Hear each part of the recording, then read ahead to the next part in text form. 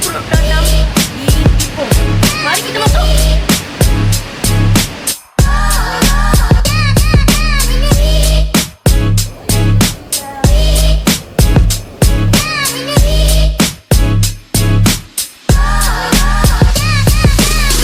Sekarang kami dah dapat makanan dan goodies. Nanti kami makan dulu, lepas tu kita akan start, okey?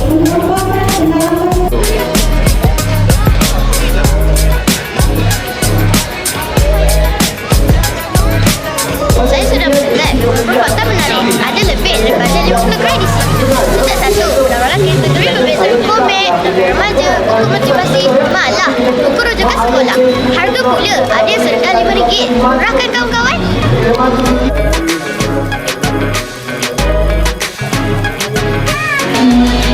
Selain jualan buku, ada jualan bunga, kad, mainan dan lain-lain. Ada juga aktiviti menarik. Di sana ada semua pertandingan bercerita untuk kanak-kanak. Ada juga permainan kaum secara digital.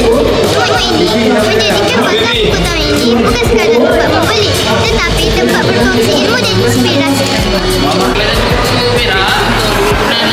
Kita ada banyak laluan. So adik-adik mana yang minat untuk buku datang, banyak motion yang ada, banyak aktiviti juga. Untuk hari ni Sabtu kita ada special guest iaitu Syekh yang Jamil, semua tahu je. So rugi kalau datang. Dan minggu ni juga, hari ni juga kita ada buku-bukuan, banyak aktiviti yang ada. So adik-adik boleh datang sini, boleh pergi dekat batang buku dan also boleh pergi dekat booth Pahlawan Negara. So mari datang merampai. Okay, jangan lupa datang. Apakah paling laris di Paling laris dekat kedai saya adalah buku aktiviti kanak-kanak.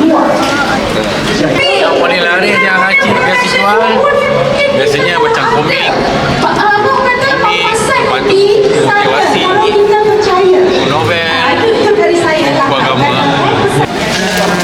Ini adalah buku yang saya beli untuk hari ini. 3 nafkah buku yang saya beli.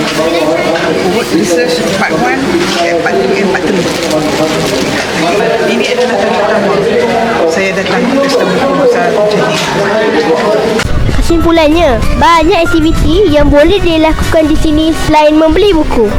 Secara peribadi, saya sangat berminat dengan jualan bunga, keychain dan sebagainya selain dari buku dan bahan bacaan. Bazar buku kali ini sangat meriah dan menarik. Ya, saya sangat setuju. Kami sangat gembira dengan pengajuan kali ini. Terima kasih juga buat pihak JPN Perak kerana memberi kami peluang untuk membuat liputan rasmi di Bazar Buku kali ini.